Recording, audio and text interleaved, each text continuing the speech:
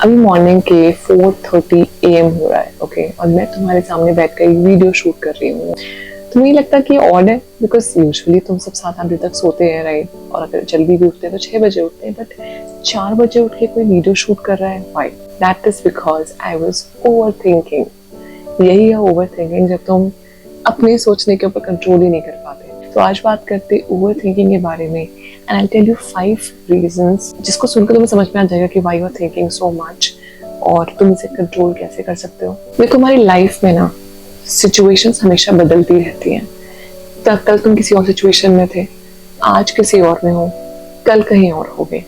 जब भी situations change होती है ना, हर सिचुएशन में हमारा ना कंफर्ट लेवल होता है, चाहे वो तुम्हारे लिए अच्छा है या बुरा है, तुम उस पर कंफर्टेबल हो जाते हो।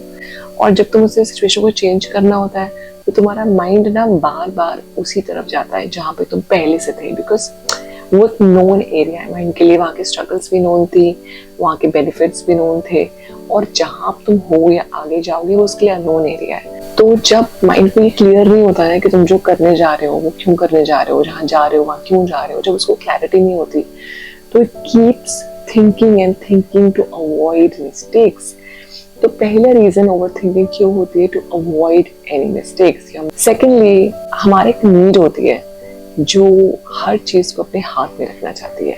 मतलब हम चाहते हैं कि लाइफ में कुछ भी हो, मतलब एक नीड भी घर पे आ रही है ना, तो वो मेरे कंट्रोल में हो। मतलब मुझे पता हो कि आज आएगी कि नहीं आएगी, मुझे पता हो कि आज क्या खाने में बनना है, मुझे पता हो कि आज कहाँ जाना है, मुझे जो ये नीड फॉर कंट्रोल है, ये चीजें मेरे हिसाब से हो, that leads us to think so much. Because जब सिचुएशंस ऐसी होती है जिन्हें आप कंट्रोल नहीं कर पाते हो, आप चाहते हो ये ऐसे हो जाए पर वो हो नहीं रही होती। वैसे एक्चुअली देखो ना, तो बहुत कम चीजें लाइफ में आपके कंट्रोल में है। जैसे कि आपके अपने एक्शंस आपके कंट्रोल में है। फॉर एग्जांपल, आपको कुछ खाना है, बना के खा सकते हो, आप कहीं जाने गाड़ी उठा के जा सकते हो, पर जहाँ जाओगे वहां पे कैसे लोग होंगे तुम्हारे कंट्रोल में नहीं है। So we want things to be our control, और जब वो हमारे कंट्रोल में नहीं होती है तो हम ओवर थिंक करते हैं, because we want to bring it into our control. Thirdly, हमारे सबके ना पास्ट एक्सपीरियंसेस कोई बहुत अमेजिंग नहीं होते। लाइफ में बेकार चीज़ें भी होती हैं, नॉट रिक्वायर्ड चीज़ें होती हैं, जैसे हमने बहुत बैड फील कराया होता है, हर्ट हुए होते हैं, हमने डिसरिस्पेक्टेड फील किया होता है, जज्ड फील किया होता है, हर्ट फील किया होता है, और वो एक्सपीरियंसेस हमारी मेमोरी का पार्ट हमेशा रहते हैं। बचपन में भी कभी कोई तुम्हारा बैड एक्सपीरियंस होगा ना, तो तुम्हें आज भी याद होगा कि यार उस दिन किसी ने मुझे ऐसे बोला था। It doesn't go out of your mind. तो वो पास्ट एक्सपीरियंस हमेशा तुम्हारे साथ रहते हैं, और वो मेमोरीज तुम्हारी मेमोरी का पार्ट होती हैं। अब जब लाइफ में कुछ हो रहा होता है, इस समय लाइफ में कुछ अगर हो रहा है, तो वो जो पास्ट मेमोरीज है ना, पास्ट एक्सपीरियंसेस जो हैं, जो हर्ट वाले एक्सपीरियंसेस हैं, वो माइंड में ऑटोमेटिकली आने लगते हैं कि पहले हुआ था, कहीं फिर से ना हो जाए। एक और पॉइंट जो बहुत इंपॉर्टेंट है, which is your trust in yourself. देखो, लाइफ में ऐसा कई बार होता है कि हमने कुछ सोचा होता है और हम करते हैं और वो नहीं होता हमारे लिए। It doesn't come out the way we wanted it to come. We felt कि इसमें हमारा फायदा होगा, हम अच्छा फील करेंगे, it is good for me. और जब वो हो गया तो your mind knew that it was not good for you and you took a wrong decision. You know this.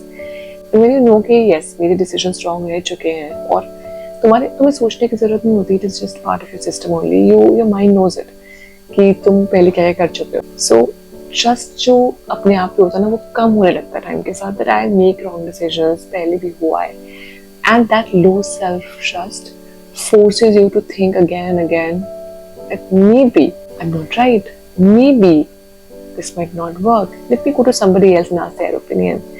और आप लोगों से पूछने जब जाते हो तो लोग आपको वो बोलते हैं, उनको सही लगता है, और वो भी आपको सही नहीं लगता, because somewhere you are middle of the stage जहाँ पे आपको ओपिनियंस चाहिए भी और नहीं भी। इनफैक्ट आप चाहते हो कि लोग आपको ये बोले जो आप करने जा रहे हो वो सही है, because you really want to do this thing. तो low self trust is another reason which makes you overthink. And lastly, ये बहुत रियल चीज है दैट जब हमारे माइंड को ना बहुत स्पेस मिलता है, उसके पास बहुत टाइम होता है, बहुत अवेलेबिलिटी होती है, आइडियल होता है बहुत ज्यादा, या वो बहुत स्ट्रेस्ड होता है, तो ओवर थिंकिंग होती है। Because now mind is not able to focus somewhere. जैसे कुछ बहुत बुरा हो गया, अब आप सोचोगे उसके बारे में ना, क्यों हुआ यार, ऐसे कैसे हो गया, चलता रहेगा। दूसरा, आप बिल्कुल खाली हो, कुछ भी करने को नहीं है, तो भी माइंड में थॉट्स आते रहेंगे इधर उधर के। जब वो ज्यादा स्पेस नहीं होती है और आपके नॉर्मली ऑक्यूपाइड हो अपने काम में और काम कर रहे हो तो ओवर थिंकिंग नहीं होती है। नाउ वी टॉक अबाउट अगर हो रहा है तो हमें क्या करना है। ओके, अपने आप को ये रिमाइंड कराना बहुत जरूरी है that I am thinking too much. Okay, कई बार सिर्फ सोच लेने से ही वो लूप टूट जाता है। हम सोच रहे थे आधा घंटा बीत जाता है, 40 मिनट, एक दिन भर बीत गया। But you have to go back to yourself and say that I'm thinking too much. It's just an overthinking that's happening. Okay. जब ये overthinking हो तुम्हारे साथ, so you have to really come back to that one action कि आज इस point पर क्या करना जरूरी है। What is it one thing that I can do right now? Thinking के बजाय action को बीच में लाओ। जब तुम कोई action करने लगते हो, कोई काम करने लगते हो ना, तो ऑटोमेटिकली वो थॉट्स बंद हो जाते हैं। इसीलिए हम बहुत सोचते हैं, बिकॉज हम दिन भर खाली रहते हैं। दिन भर हम वो स्पेस देते हैं अपने आप को to think.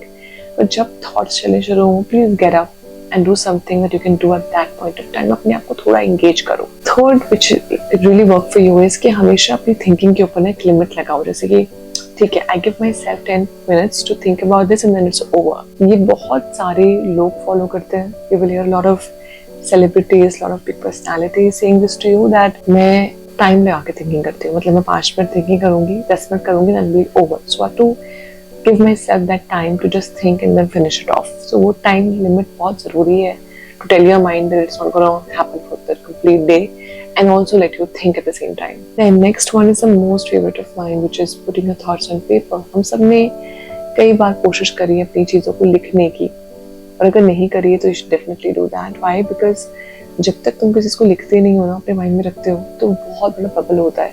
But when you just write it down on a piece of paper, उसको स्ट्रक्चर मिलता है और वो थॉट्स यहाँ से हट के पेपर के ऊपर आते हैं, और कई बार वहाँ से तुम्हें वो आंसर्स मिलते हैं जो तुम्हें अदरवाइज नहीं मिल रहे होते हैं। So you get a lot of answers when you right things on paper. So at least start with small, थोड़ा बहुत लिखना शुरू करो अपनी प्रॉब्लम्स के बारे में। And last but not the least, return to the present moment. इस मोमेंट में आने की कोशिश करो। ओवर थिंकिंग क्या होती है, हमें किसी और जोन में ले जाती है, हम कहीं और ही पहुंच जाते हैं। The best thing is to come back to this moment and just focus on what's happening right now. देखो, समराइज करती हूँ कि लाइफ में सिचुएशंस हमारे कंट्रोल में बहुत कम होती हैं और हमेशा ही लाइफ बदलती रहती है। ऐसा भी हो सकता है कुछ बहुत बुरा लाइफ में हो जाए, तुमने कभी नहीं सोचा, और वो हो जाएगा तो क्या होगा। तो life is about change, but how do you have to be with that change that matters? So for this change to pass, you have to be in this moment. The only thing that's in your control is the action that you do right now.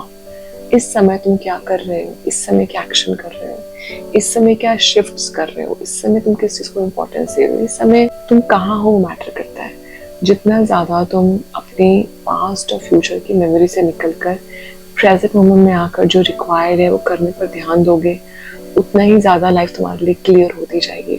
और जितना ज़्यादा तुम आज के moment से हटकर पीछे क्या हो चुका है या आगे क्या होगा उसमें जाओगे, तो वो स्ट्रेस लेवल तुम्हारा बहुत बढ़ता जाएगा, बिकॉज माइंड के पास उतना स्पेस है to think and feel and imagine, and the best way you can avoid it is to come back to this moment. I hope this video helped you a bit if you're overthinking.